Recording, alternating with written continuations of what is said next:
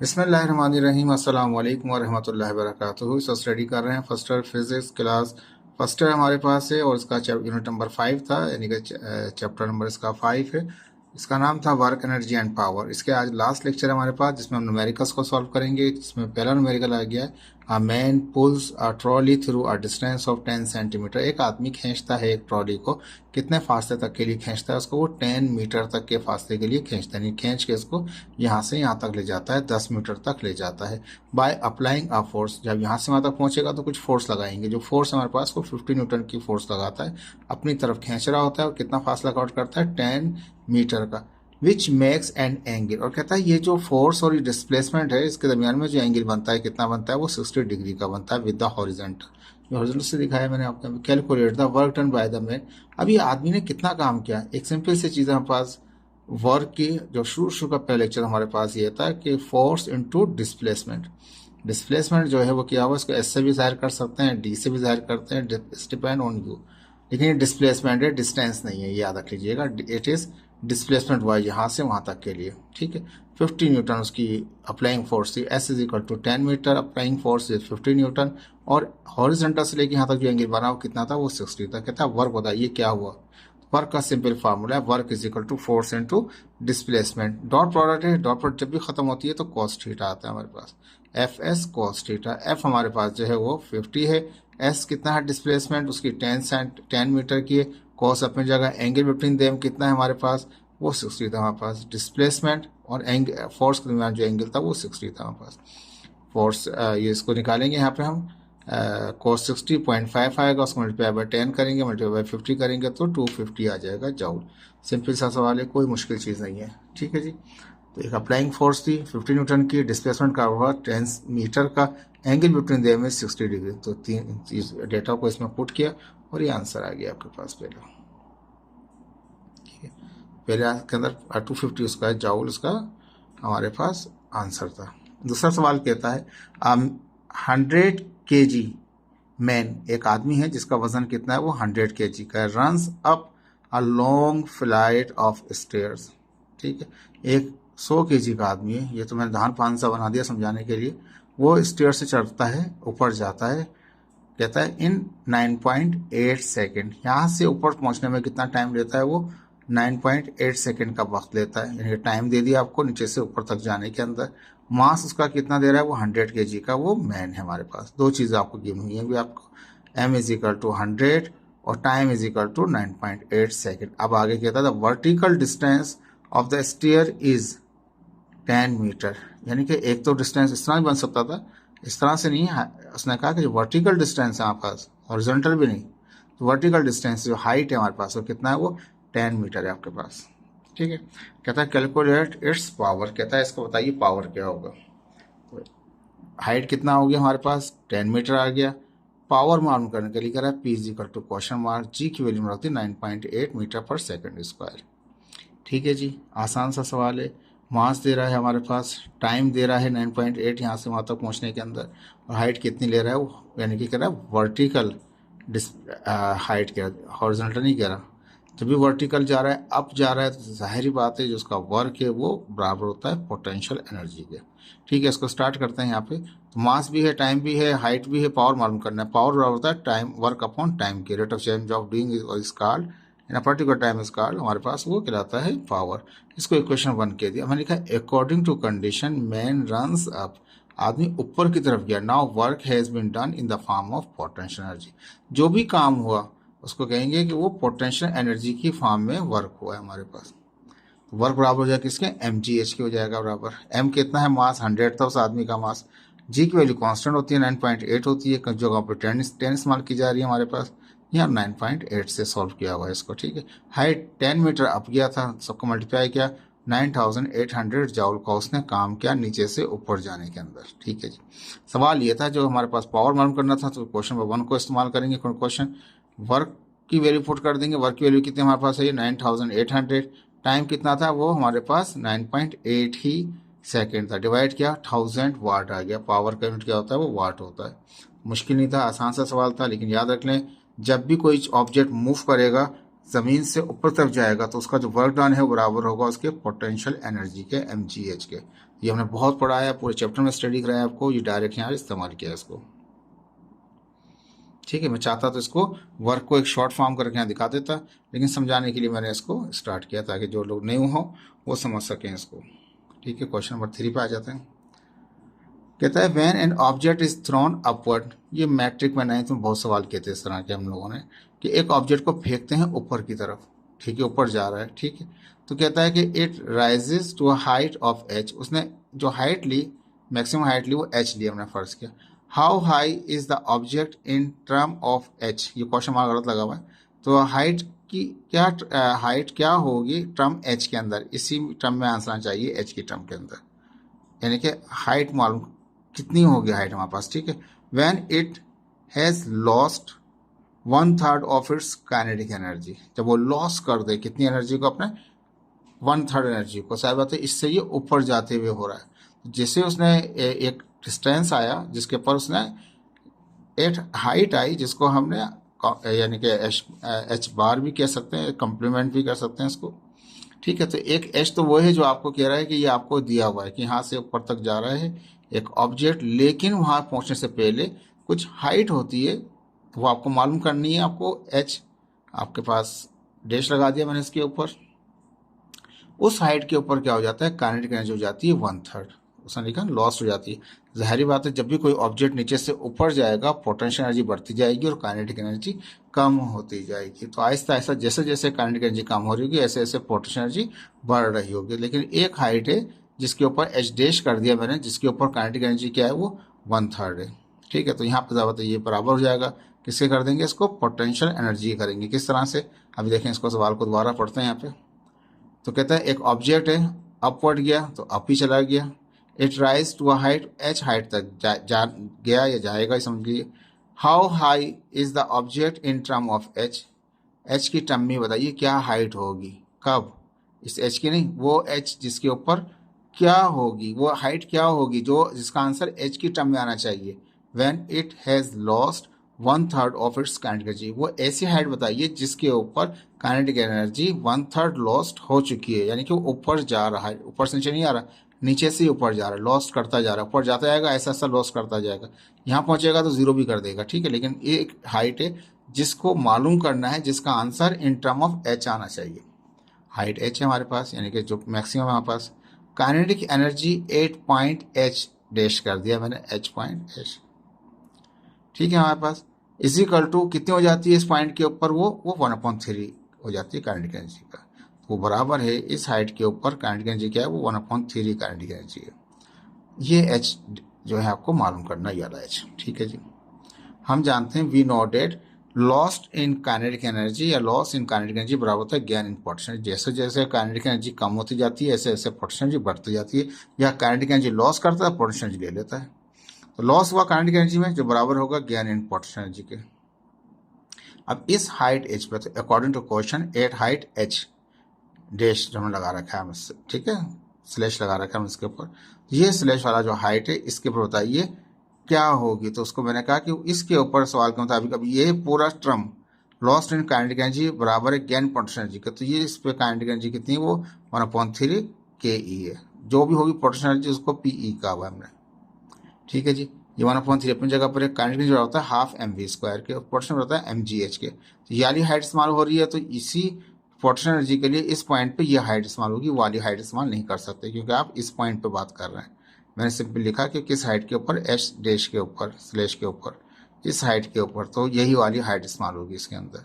ठीक है जी, अब यहाँ पे क्या होगा, 2 3 1 1 1 ही रहेगा, 2 3 हो गया 6, एम से एम कट गया, खाली वी स्क्वायर बचा, वहाँ से जी एच डैश जो आपको मालूम करना था एच, ये 6 यहाँ डिवाइड कर रहे हैं, वहाँ जाकर मल्टीप्लाई कर देगा, तो V square is equal to 6 G H, और जो कि आपको रिक्वायर्ड है स्लैश वाला, इसको कह दिया मैंने इक्वेशन 1। अब जाहिर बात है मुझे यहाँ पे ये दे रखा था इसने, वाला डेटा दे रखा, तो मैं उसको भी इस्तेमाल कर सकता हूँ यहाँ पे, लेकिन मुझे अभी एक टर्म निकला है, लेकिन V square is equal to this, हमें एच डैश चाहिए। तो यहाँ पे लिखा according to question at height H, full height जो दे रखी थी उसने। ठीक है, हम फुल हाइट पे चले गए इसके। ठीक है जी, देखिए इसको दोबारा थोड़ा सा इसको बताते हैं आपको कि पहला 2 हिस्सों में हमने इसको सॉल्व किया है। एक हिस्सा हमने बोला कि इसके ऊपर काइनेटिक एनर्जी का क्या डायरेक्शन निकलेगा, एच डैश वाले के ऊपर। इस हाइट पे अलग निकाल रहे हैं, सॉल्व कर रहे हैं, दूसरी हाइट पे ये सॉल्व कर रहे हैं। तो यही पोटेंशियल एनर्जी वाला फार्मूला हमने जो loss in kinetic energy gain potential energy था वो एच डैश के ऊपर हमने निकाल लिया, वो एक रिलेशन निकल के आ गया हमारे पास। ठीक है जी, अब हम दूसरा वाला जो टॉप था वाला इस्तेमाल करेंगे। तो उसमें क्या होगा, अब ये एच डैश इस्तेमाल नहीं होगा ना ये इस्तेमाल होगी, इसके लिए अलग डेटा इस्तेमाल होगा। ठीक है, ऊपर जा रहा है तो ऊपर जाके वो रीच करेगा, 0 हो जाएगा। तो हमने लगाया 2GH is equal to V F square minus V I square. G अपनी जगह पर है, एच अपनी जगह पर है, वी एफ स्क्वायर यानी कि जो फाइनल वेलोसिटी होगी हाइट एच पे पहुंचेगा वो 0 हो जाएगी। नीचे से ऊपर जा रहा है तो इनिशियल वेलोसिटी वही है जो वी है, वो वहाँ पर भी वो थी, यहाँ पर भी यही है, इसमें भी वही इनिशियल वेलोसिटी इस्तेमाल हुई है। इज इक्वल टू वी कर दिया हमने यहाँ पे, वी का स्क्वायर क्या वो 0 हो जाएगा, खत्म हो जाएगा, खाली 2GH बराबर हो गया हमारे पास यहाँ पे माइनस का वी स्क्वायर के। ठीक है, अब इसको थोड़ा सा इसको मैं आपको बता देता हूँ। यहाँ पे ये जी की जो वैल्यू यहाँ पे हमारे पास आएगी वो भी कौन सी होगी, वो माइनस की होगी। देखिए इसको थोड़ा सा इसको सॉल्व कर लेते हैं।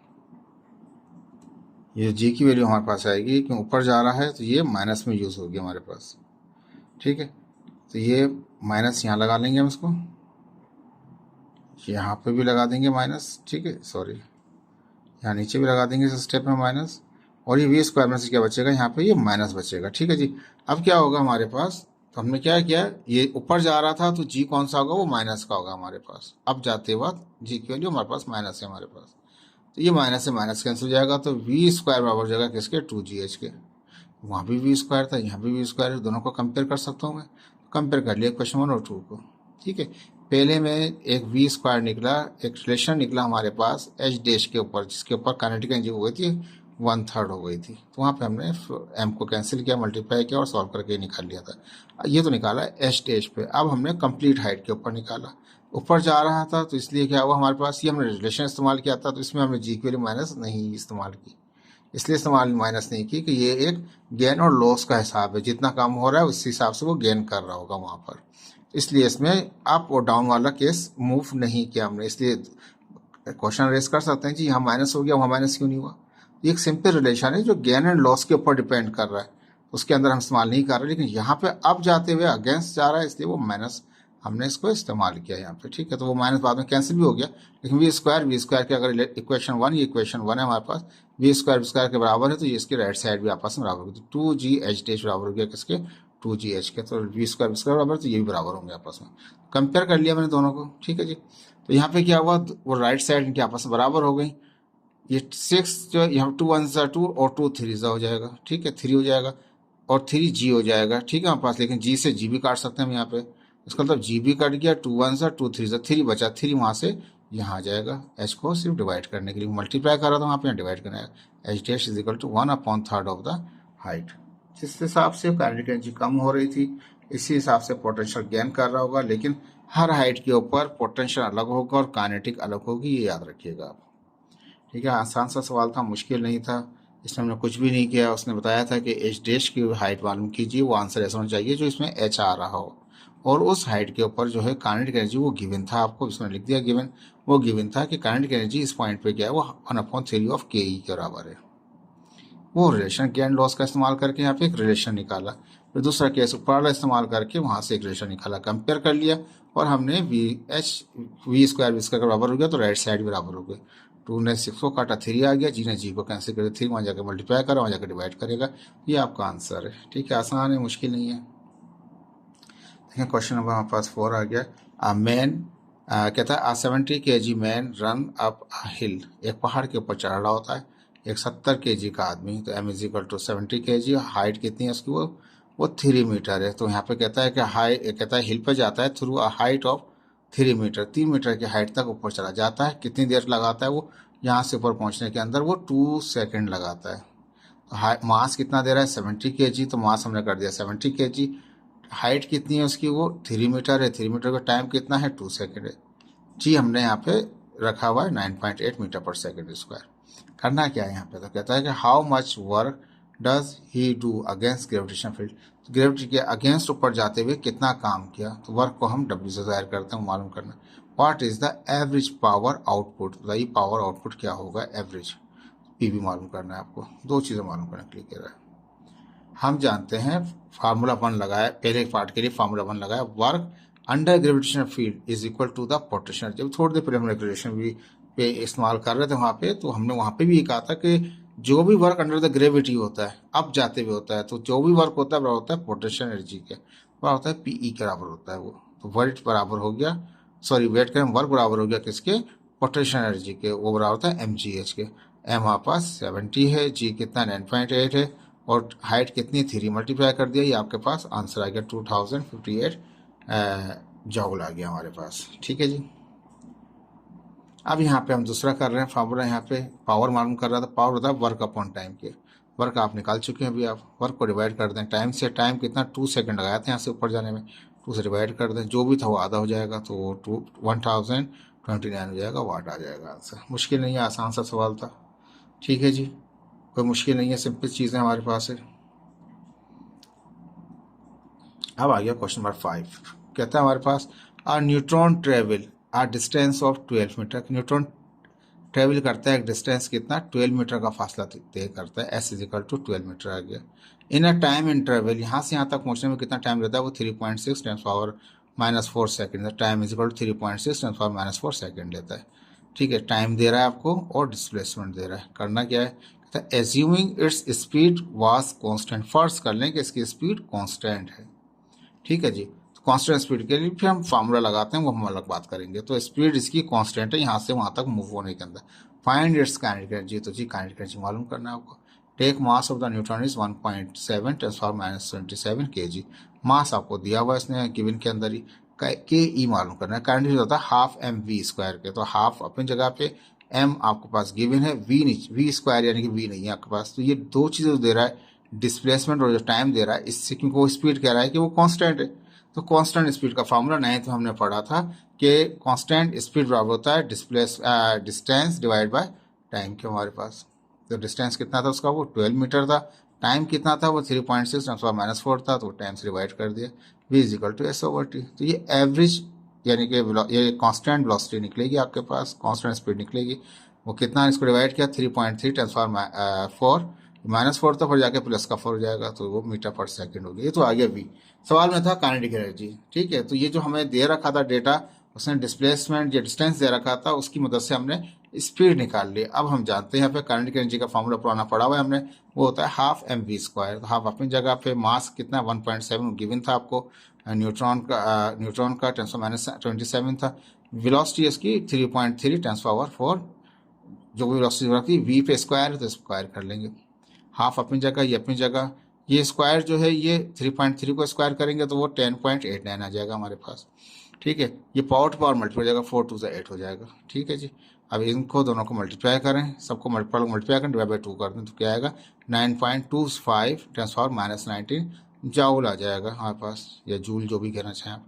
लेकिन बुक ने आंसर जाउल में नहीं दिया, वो इलेक्ट्रॉन वोल्ट में दिया है। तो जब भी जाउल से आप कन्वर्ट करेंगे इलेक्ट्रॉन वोल्ट, तो आपको जाउल वाले आंसर को, एनर्जी को आप डिवाइड कर देंगे 1.6 ×10⁻⁹ से, ताकि वो जाउल से कन्वर्ट हो जाएगा इलेक्ट्रॉन वोल्ट के अंदर।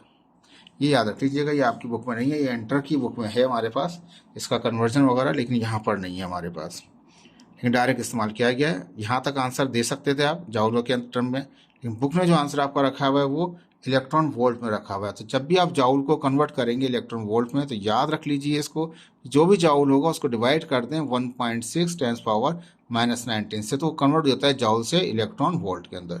हमने 10⁻19 कैंसिल जाएगा, 9.25 को डिवाइड करें 1.6 से, तो कितना आएगा 5.78 इलेक्ट्रॉन वोल्ट आ जाएगा। आसान सवाल था, मुश्किल नहीं था। ठीक है, एक हमारे पास न्यूट्रॉन मूव करके गया था, डिस्प्लेसमेंट दे रहा था, उसका टाइम भी दे रहा था, कांस्टेंट स्पीड था, तो स्पीड आसानी से निकल गई आपके पास, दी भी नहीं थी, लेकिन ये डिस्प्लेसमेंट और टाइम की मदद से आपने स्पीड निकाल ली। काइनेटिक एनर्जी मालूम करना चाह रहा था, मास उसने गिवन दिया हुआ था, तो मास इस्तेमाल हो जाएगा हाफ mv² में, लेकिन v निकाल लिया आपने, तो v ने आपको हेल्प करेगा यहाँ पे। ठीक है जी, तो ये आपने जो निकला आंसर वो जाउल था, लेकिन डिवाइड करेंगे 1.6 -19 से तो वो जाउल से काउंट हो जाएगा इलेक्ट्रॉन वोल्ट में। ठीक है जी। अब कहता है कि स्टोन है इज थ्रोन वर्टिकली अपवर्ड, एक स्टोन है, पत्थर है, उसको ऊपर फेंक रहे हैं। ठीक है, and can reach at a height of 10 metre, 10 metre तक जाता है ऊपर, बस हाइट दे रहा है आपके पास। ठीक है, find the speed of the stone, stone की स्पीड बताइए when it is just 2 metre above the ground, जब ऊपर जा रहा था, जब 2 मीटर पे था, तो उसको बताइए क्या, उस पर बताइए उसकी स्पीड क्या होगी। यहाँ से यहाँ तक तो उसने बता दिया कि हाइट 10 मीटर तक जाता है ये, लेकिन जब नीचे से ऊपर जा रहा था, तो जब 2 मीटर का उसने फासला तय किया था, हाइट कवर्ड की थी, जो 2 मीटर की हाइट कवर्ड की थी, तो वो उस वक्त उसकी वेलोसिटी क्या है, वो उसकी इनिशियल वेलोसिटी होगी, यहाँ पे होगी वहीं वहाँ पे होगी हमारे पास दोनों केसेस में। फाइनल वेलोसिटी जीरो हो जाएगी उसके अंदर, इसमें फाइनल वेलोसिटी जीरो नहीं होगी। ठीक है, ये एच था जहाँ पे जीरो हो जाएगी, इस वाले में जीरो नहीं होगी फाइनल वेलोसिटी, लेकिन दोनों की केस की जो इनिशियल वेलोसिटी है वो सेम ही रहेंगी। केस वन हाइट कितनी हमारे पास दे रहा है, हमारे पास वो 10 मीटर की, तो वो हमने यहाँ पर दिया हुआ था 10 मीटर तक गया, इसकी स्पीड मालूम कर रहा है। तो अब हमने एक बता दिया यहाँ पे केस वन में, जो ऊपर गया तो 10 मीटर वाली हाइट पे गया, तो वहाँ पे जाके उसकी फाइनल वेलोसिटी क्या हो जाएगी, वो जीरो हो जाएगी, वो V F is equal to zero ली थी हमने। केस टू में क्या किया कि हमें इसकी स्टडी करना है यहाँ तक का, तो हाइट वहाँ पे एच थी पहले वाले केस में, दूसरे वाले में एच डैश है हमारे पास, स्लैश लगा रखा है, कितनी, वो 2 मीटर है। तो दूसरा जो न्यू एच है हमारे पास वो 2 मीटर है, वो गिवन है आपको। तो जाहिर बात है इसकी वेलोसिटी जो फाइनल होगी वो वी एफ डैश होगी, उसकी वेलोसिटी होगी वी एफ होगी, सिंपल। जी जो ऊपर जा रहे हैं दोनों केसेस में वो माइनस में ही होगी, 9.8 मीटर पर सेकंड स्क्वायर रहेगा दोनों केस में। अब हमने सिंपल कहा कि केस वन के लिए लॉस होगा जो भी काइनेटिक एनर्जी में, वो गेन हो जाएगा पोटेंशियल एनर्जी के अंदर। ठीक है जी। अब जाहिर बात है ये हमारे पास क्या, हाफ एम वी स्क्वायर है हमारे पास, kinetic energy half M V square है, और वो एम जी एच के बराबर होता है। केस वन की बात हो रही है, केस टू की बात नहीं हो रही है, 10 मीटर वाले की बात हो रही है। ठीक है जी। अब यहाँ पे क्या किया हमने, तो हाफ एम वी और ये M V square is equal to G M G H हमारे पास हमने लगाया इसको। ठीक है जी। तो हमने क्या किया, जो भी लॉस्ट हुआ करंट एनर्जी में, हमने कहा वो बराबर हो जाएगा किसके, गेन इन पोटेंशियल एनर्जी के। हाफ करंट होता है हाफ एम वी स्क्वायर के, तो वी आई इस पहले केस में भी वही रहेगा, दूसरे केस में भी वही रहेगा। अभी केस वन बात कर रहे हैं 10 मीटर वाले की, जिसमें जीरो जाती है वी एफ जाके ऊपर। ठीक है, तो half M V square, M से तो एम कट सकता है, आप देख सकते हैं यहाँ पे दोनों का एम कट जाएगा, यहाँ पे हाफ बचेगा, वी स्क्वायर बचेगा। जी की वैल्यू 9.8 है, हमने पहले बताया आपको, जब हम मोशन ऑफ इक्वेशन लगा रहे होते हैं तो वहाँ पे हम जी की वैल्यू को अगेंस्ट ग्रेविटी फील्ड को लेते हुए माइनस कंसिडर करते हैं, लेकिन यहाँ पे जो है माइनस इस्तेमाल नहीं किया हमने जी की वैल्यू, इस वजह से कि गेन और लॉस का जिस हिसाब से वो गेन हो रहा है, इस हिसाब से लॉस्ट भी हो रहा है, उसका बराबर है। ठीक है, तो यहाँ पे क्या होगा, ये जी माइनस का नहीं होगा, जी प्लस का ही रहेगा, याद रख लीजिएगा। एम से एम कट चुका है, एच कितना है, वो 10 मीटर है पहले केस का। ठीक है, इनको दोनों को मल्टीप्लाई कर दिया, ये 2 यहाँ डिवाइड कर रहा था, 2 वहाँ जाकर मल्टीप्लाई करेगा, सब मल्टीप्लाई किया 196 आ गया, लेकिन ये वी स्क्वायर चल रहा है, एम वी स्क्वायर का। ठीक है, इनिशियल वेलोसिटी का हम रूट ले लेंगे दोनों साइड के ऊपर, तो कितना आएगा, 40 निकल आएगा metre per second.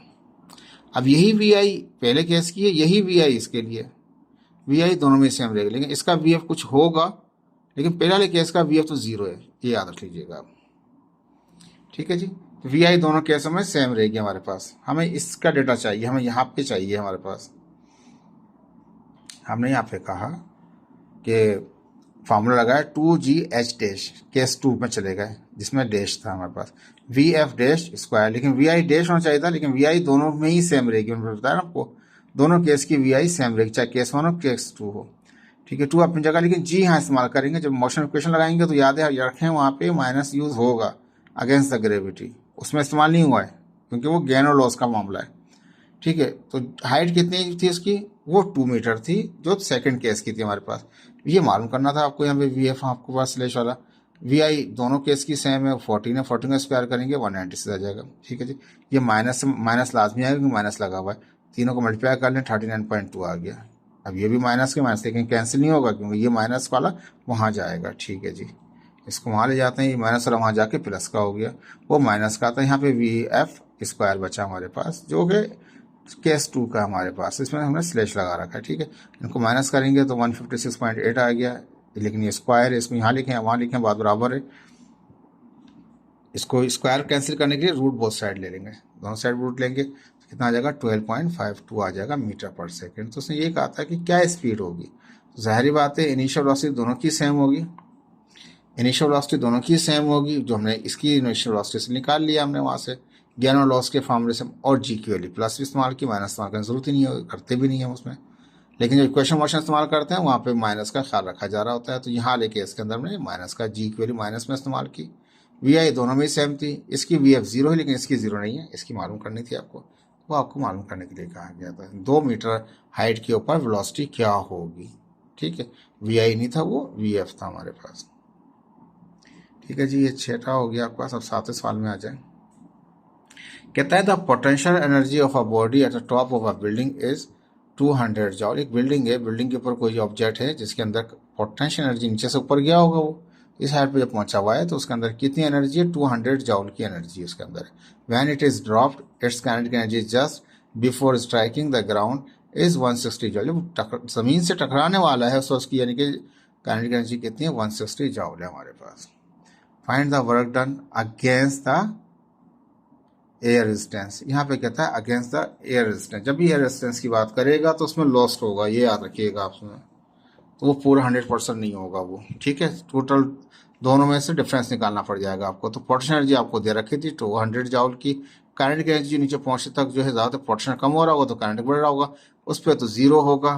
Kinetic energy जब नीचे आ रहा होगा तो ऐसा सब बढ़ते बढ़ते कितना हो गया, 160 जॉल हो गया, वो आपको दिया हुआ था। यानी पोटेंशियल भी दिया हुआ है, काइनेटिक भी दिया हुआ है, वर्क डन मालूम करना है। अब वर्क डन जो हमारे पास है वो हमने लगाया potential energy minus kinetic energy, जो एनर्जी का डिफरेंस है, एक लोअर है और एक हायर है, तो हायर में से हम लोअर को माइनस कर देंगे, पी में से माइनस कर देंगे के को।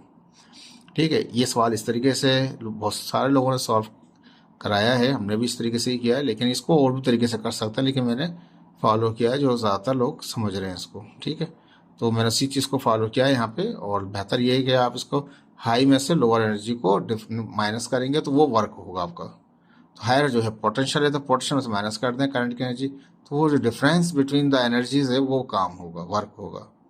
पॉजिटिव वर्क भी होता है और वर्क नेगेटिव भी होता है, ये एक्चुअली वर्क नेगेटिव है, W is equal to 40 joule, लेकिन यहाँ पे शो नहीं हो रहा, लेकिन मेरे पास और डेरिवेशन है, मैं चाहूँ तो उससे अगर कराऊंगा तो थोड़ा लेंथी हो जाएगा, लेकिन ये कि ये वर्क नेगेटिव हुआ है, पॉजिटिव नहीं है। ठीक है, अब जाते हो तो पॉजिटिव होता है, लेकिन यहाँ पे ये नेगेटिव हो रहा है। ठीक है, आसान सा सवाल था, मुश्किल नहीं था। अब कहता है find the energy equivalent to 1 gram. 1 gram के अंदर कितनी एनर्जी होगी, mass is equal to 1 gram, तो ग्राम से केजी करना पड़ेगा हमारे पास। ठीक है, एनर्जी मालूम करने को कह रहा है, फाइंड द एनर्जी, ई मालूम करना है आपको, लेकिन मास कितना है उसका 1 ग्राम, ग्राम को डिवाइड करेंगे 1000 से तो हो जाएगा केजी हमारे पास, तो कितना हो जाएगा 0.001 केजी, या 1 × 10⁻³ भी कह सकते हैं। ठीक है, 1 को डिवाइड करेंगे तो पॉइंट में ऐसा आएगा, विदाउट पॉइंट एक्सप्रेशन में लिखना चाहें एक्सपोनेंट में तो इस तरह से आ जाएगा, 1 × 10⁻³ केजी हो जाएगा। अब आप याद रखिए एनर्जी में जाना है, मास से आपको एनर्जी के अंदर कन्वर्ट करना है, तो जाहिर बात है मास से एनर्जी तभी कन्वर्ट होगा जब उस चीज़ को आप मूव कराएंगे स्पीड ऑफ लाइट से, या स्पीड ऑफ लाइट के 10th पार्ट से आप उसको मूव कराएंगे, तो वो ऑब्जेक्ट क्या है, वो वैनिश हो जाएगा, गायब हो जाएगा बिल्कुल। कैसे होगा ये इंटरम इंशाल्लाह आइंस्टाइन की थ्योरी पढ़ाएंगे, उसमें बहुत सारी चीज़ें बताएंगे आपको। तो मास जो है वो आ गया 1 × 10⁻³ आ गया। दूसरी चीज़ यहाँ पे C speed of light, C is the speed of light 3 × 10⁸ metre per second है। ठीक है, तो वो ऑब्जेक्ट, कोई भी ऑब्जेक्ट को अगर लाइट की स्पीड से मूव कराएंगे तो वो ऑब्जेक्ट गायब हो जाएगा, और या वो कन्वर्ट हो जाएगा, मास से कन्वर्ट हो जाएगा किसके अंदर, वो एनर्जी के अंदर। समझ में आ रही बात, और टाइम उसके लिए कांस्टेंट हो जाएगा, वो फ्रेम ऑफ रेफरेंस भी अलग हो जाएगा। और प्यारे नबी जब मेराज शरीफ पर गए तो वो वाकया याद आ जाता है इसके अंदर हमारे को। ठीक है, प्यारे नबी बुर्राक के ऊपर सफ़र किया उन्होंने, कहाँ से कहाँ तक, वो गए सीधा, यानी कि बैतुल मुक़द्दस गए, बैतुल मुक़द्दस से सीधा गए वो मिराज शरीफ के लिए, अल्लाह ताला से मुलाकात के लिए गए। तो बुर्राक सफ़र कर रही थी, और बुर्राक अरबी का लफ्ज़ है, और बुर्राक आज से 14 साल पहले कह दिया गया। बर्क, उस वक्त बिजली तो नहीं थी, लेकिन बुर्राक कहा गया, उसका नाम ही क्या था, उसका प्यारे नबी ने नाम जो बताया उसका बुर्राक ही नाम बताया। बुर्राक को अरबी में कहा जाता है बर्क की जमा, बिजली की जमा को कहते हैं बर्क, जो बर्क का मतलब होता है बिजली, और बिजली की जमा को कहते हैं बुर्राक, यानी बुर्राक जो है वो बर्क की जमा है। तो बिजलियों का तो लाइट, स्पीड ऑफ लाइट यानी इलेक्ट्रिसिटी जो है वो मूव करती है with the speed of light near. और देखें प्यार नबी सफ़र करके पहुंच गए, लेकिन प्यार नबी के लिए फ्रेम ऑफ रेफरेंस अलग है, ये आम लोगों के लिए है। प्यार नबी का मुकाम आली मुकाम है, बहुत आला है। मैं ज़्यादा उस पर भी मजहबी हो जाएगा ये, तो फिलहाल मैं इसको कम टू हियर आता हूँ। जब मौका आएगा आपको आइंस्टाइन पढ़ाएंगे उस वक्त आपको चीज़ें काफ़ी अच्छी तरह समझाएंगे। तो ये आइंस्टाइन की थ्योरी थी हमारे पास, E is equal to M C square. E is equal to M C square, यानी कि जब ऑब्जेक्ट को मूव कर रहे हैं लाइट की स्पीड से, तो वो स्पीड वो ऑब्जेक्ट मास से कन्वर्ट हो जाता है किसके अंदर, एनर्जी के अंदर। और ये स्पीड ऑफ लाइट है, और जो बिजली होती है उसकी कम होती है, लेकिन वो near to speed of light ही होती है, लेकिन कम होती है थोड़ी, ठीक है। तो जो मजमुआ होगा स्पीड ऑफ लाइटों का वो बुर्राख था, लेकिन प्यार नबी के लिए वो फ्रेम ऑफ रेफरेंस नहीं है, लेकिन दुनिया की तमाम चीज़ों के लिए यही रेफरेंस है। अगर मूव कराएंगे अब स्पीड ऑफ लाइट से तो क्या होगा, वो मास से कन्वर्ट हो जाएगा किसके अंदर, एनर्जी के अंदर। ठीक है जी, आते हैं हम यहाँ पे। मास कितना आया था, 1×−3, तो मास अपनी जगह पे, is equal to M C square, mass अपनी जगह पर। सी कितना है, वो 3×8 मीटर पर सेकेंड था, स्क्वायर है तो स्क्वायर जाएगा सी के ऊपर, ये 3 का स्क्वायर 9 हो जाएगा, 8×2=16 हो जाएगा, मल्टीप्लाई करें सिंपल आएगा 9×10⁻13 जॉल आ जाएगा। देखिए छोटा सा प्रॉब्लम था ये, लेकिन समझाना ज़रूरी था आपको। अगर स्पीड ऑफ लाइट से मूव कराएंगे तो मास कन्वर्ट हो जाएगा किसके अंदर, एनर्जी में। इस ट्रांसफॉर्मेशन ऑफ एनर्जी। ठीक है जी, 9 सवाल आ गया हमारे पास। अब 1 किलोवाट, किलो का मतलब कहते हैं 1000 को, यानी कि 1000 वाट मोटर पंप, मोटर का एक पंप है, यानी कि जैसे पानी भरने का पंप होता है हमारे पास, या रूटर जो होता है जो ऊपर फेंकता है पानी को, तो कहता है pumps the water from the ground to the height of, जमीन से वो कहता है ग्राउंड से पंप, यानी पीछे कोई सोर्स होगी, मोटर पंप क्या करता है उसको एक हाइट पे लेके जाता है। कितने हाइट पे लेता है, 10 मीटर की हाइट तक लेके जाता है। इसका जो पावर है वो कितना है, पावर कितना दे रहा है, 1 किलो, KILO, किलो, किलो का मतलब 1000, ठीक है, वाट। तो 1 किलो में होते हैं 1000 वाट होते हैं, तो 1000 वाट पावर दिया हुआ है आपको। यानी कि मोटर जो है वो 1000 वाट पावर की मोटर है, लेकिन वो पानी को ऊपर पहुंचाती है 10 मीटर की हाइट पे, H=10 मीटर। ठीक है, सिंपल है।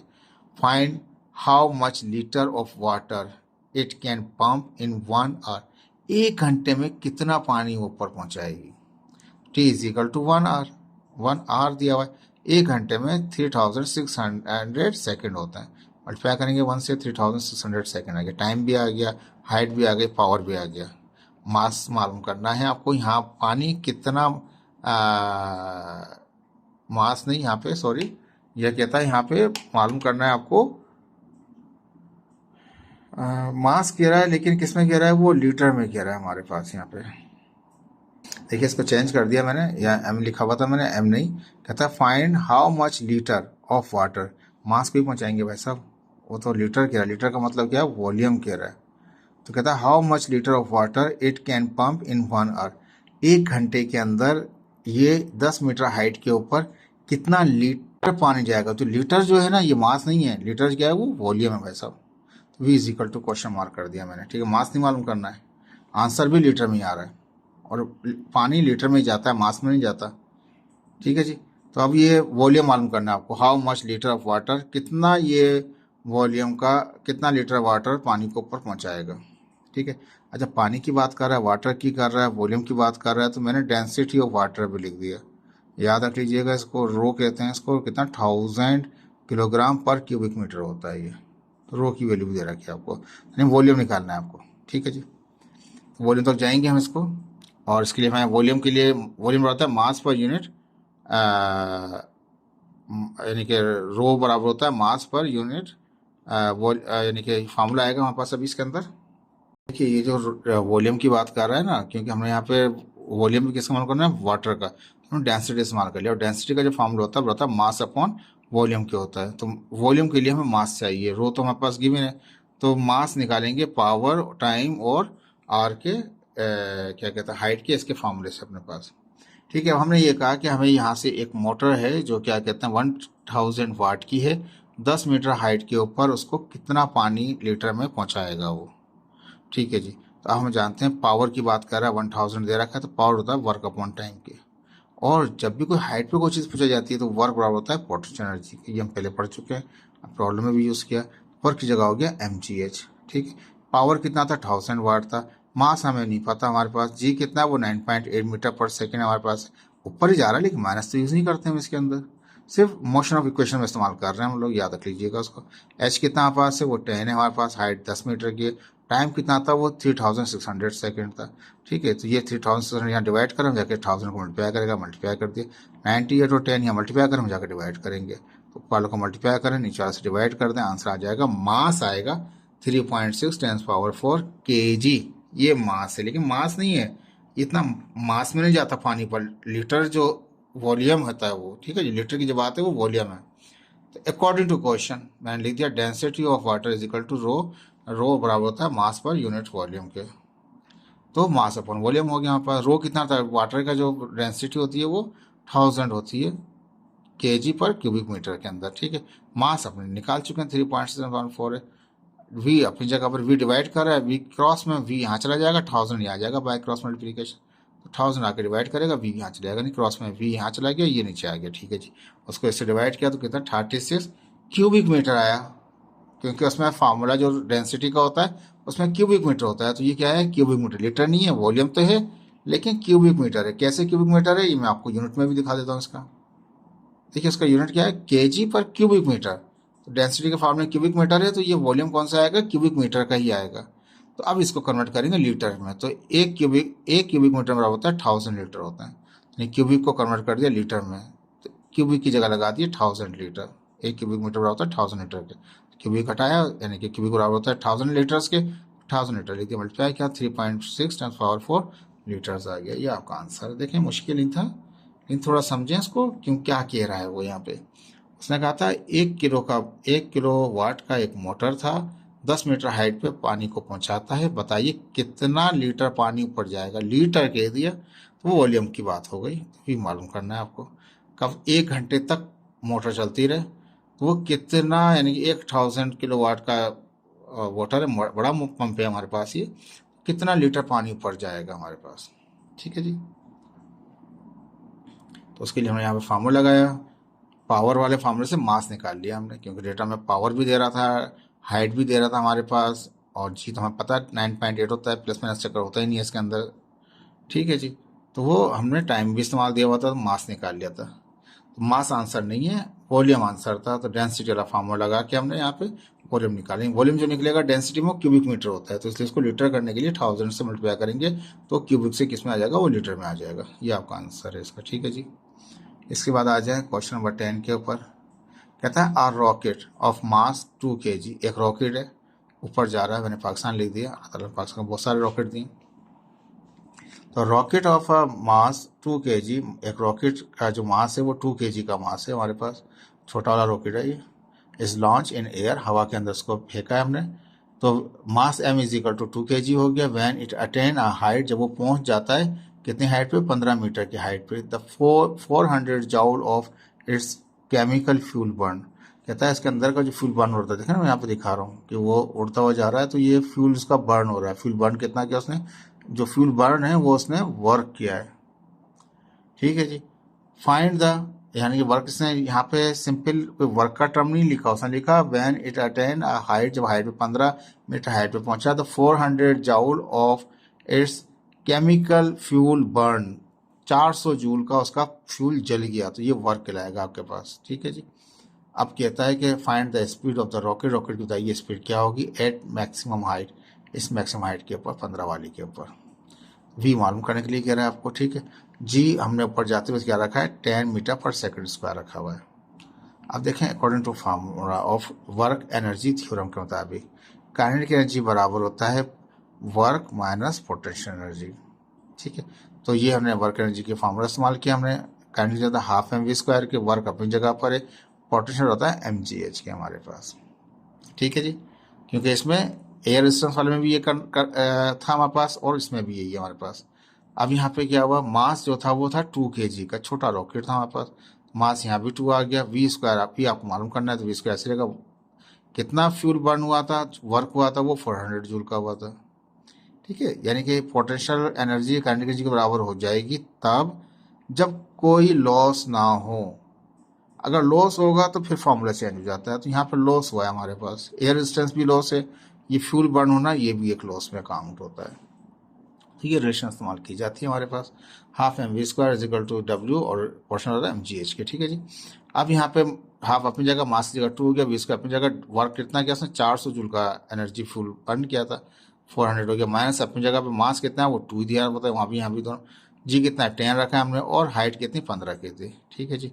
इससे 2 से 2 कट गया, तो यहाँ तो खाली वी स्क्वायर बचा। यहाँ पे क्या हुआ, ये 15 को मल्टीप्लाई करें 10 से तो 150 हो जाएगा, 150 2 से तो 300 हो जाएगा, और 300 माइनस किया तो कितना बचेगा 100 बचेगा। तो हमें वी स्क्वायर नहीं वी चाहिए, तो बोथ रेडिकल साइड, एक साइड रेडिकल ले लेंगे बोथ साइड, कितना 100 का निकलेगा वो 10 आ जाएगा हमारे पास। तो आसान सा सवाल था कि कितनी स्पीड होगी, हमने उसको फार्मूले से इस्तेमाल किया। लेकिन याद रख लें, फ्यूल बर्न हो रहा है तो लॉस्ट हो रहा है, एयर रेजिस्टेंस हो रही है तब भी लॉस्ट हो रहा है, दोनों केसेस में लॉस हो रहा होता है। तो उसमें इक्वेशन थ्योरम का फर्क इस तरह से निकलता है। ठीक है जी। लास्ट क्वेश्चन है इसका, कहता है a motor pump the water at a rate of 500 ग्राम पर मिनट। अब देखें, चेंज कर दिया पावर की चीज़ों को। उसने कहा कि मोटर पंप पे पानी का, वाटर का है, रेट क्या है, जिसकी रेटिंग क्या है, 500 ग्राम है, कितनी देर में, उसके 1 मिनट में। तो 500 ग्राम का मतलब मास आ गया 500 ग्राम, एम इज इक्वल टू 500 ग्राम। तो 5 ग्राम से जाएंगे किलोग्राम में, डिवाइड करना पड़ता है 1000 से, तो 500 अपनी जगह, ग्राम से कन्वर्ट करने के लिए केजी में 1000 से डिवाइड करना पड़ता है, 0.5 केजी हो गया। टाइम कितना करा, मिनट, तो 1 minute, time is equal to per minute का होता है 1 मिनट, 1 मिनट, मिनट में कितना 60 सेकंड होता है हमारे पास। ठीक है, 60 सेकंड आ गया। तो ये सिर्फ एक इतनी सी चीज़ से मैंने 2 चीज़ें निकाल ली, क्योंकि 500 ग्राम था तो ये जस्ट मास पर यूनिट टाइम, तो टाइम कितना है 1 मिनट है, T is equal to 1 minute, minute में 60 सेकंड होता है हमारे पास। तो मास भी आ गया, टाइम भी आ गया। ठीक है। To a height of 120 metre. अब पहले हमने ऐसी पानी भेजा था 15 मीटर की हाइट पे, अब ये 120 मीटर की हाइट पे और ऊपर जा रहा है ये। ठीक है। तो H is equal to 120 metre. If the motor is 50% efficient, यानी कि जो मोटर है 50% काम करती है, यानी 50% एनर्जी को इस्तेमाल करती है, 50% वो ज़ाया कर देती है। तो efficiency is equal to eta, eta is equal to 50%। Percentage को ख़त्म करना चाहेंगे तो डिवाइड बाय 100 करना पड़ता है, तो 50 को डिवाइड करेंगे 100 से तो क्या होगा 0.5 आ जाएगा। ठीक है। जब भी परसेंटेज को ख़त्म करना चाहेंगे तो डिवाइड करना पड़ेगा आपको किससे, 100 से, तो वो 50 को डिवाइड 100 से तो 0.5 आ गया। ठीक है। तो एफिशिएंसी की बात आ गई, 50% एफिशिएंसी अच्छा नहीं है हमारे पास ये pump. And how much input electric power is need, इस ऐसे पंप को चलाने के लिए कितने इनपुट पावर की जरूरत पड़ेगी। ठीक है। तो वो हमने power input is equal to question mark, G हमने रख दिया 10 मीटर पर सेकंड स्क्वायर। ठीक है। हम जानते हैं पावर का फॉर्मूला होता है वर्क अपॉन टाइम के, वर्क बराबर जब भी कुछ अब जा रही है, वर्क बराबर होता है पोर्शन एनर्जी के, एम जी एच के। टी कितना है, वो 1 मिनट था तो 60 सेकंड हो गया, 1 मिनट में 60 सेकंड होते हैं। मास कितना था, वो 0.5 kg निकला था हमारे पास। जी कितना, वो 10 था, प्लस माइनस चक्कर होता ही नहीं है इसके अंदर, मोशन इक्वेशन में इस्तेमाल कर रहे होते हैं यहाँ पे। एच कितना हमारे पास है, वो 120 मीटर है, पहला मल्टीप्लाई करें डिवाइड बाय करें, कितना जाएगा पावर, 10 वाट का इनपुट पावर, यानी कि जो पावर निकला है इट इज सॉरी 10 वाट का आउटपुट पावर है। तो ये जो पावर निकला हमारे पास, ये 10 आउटपुट पावर निकला हमारे पास। सवाल में क्या था, हमें कहता है कि हमें इनपुट पावर मालूम करना है। हम जानते हैं सवाल के मुताबिक ईटा यानी परसेंटेज जो होता है, ईटा बराबर होता है, एफिशिएंसी बराबर होता है output power divide by input power. Output कितना हमारे पास है, वो 10 है हमारे पास। इनपुट मालूम करना है, परसेंटेज जो एफिशिएंसी थी वो 0.5 निकला था ऊपर, क्योंकि परसेंटेज का साइन कैंसिल करने के लिए डिवाइड बाय 100 किया था तो 0.5 आ गया। ठीक है। क्रॉस मल्टीप्लाई कर देंगे, ये इनपुट यहाँ चले जाएगा, 0.5 यहाँ आ जाएगा, 10 को डिवाइड करेंगे 0.5 से तो कितना आ जाएगा 20 वाट आ जाएगा। ये आपका आंसर था। देखें आसान सवाल है, मुश्किल नहीं है। डायग्राम की हेल्प से बनाई, यहाँ डायग्राम बना लीजिएगा वही जो पहले वाले पंप में बनाई थी, वहाँ पे हाइट कम थी, यहाँ पे 120 मीटर है, वो डायग्राम बना लीजिएगा। Okay, thank you so much, अल्लाह हाफिज़।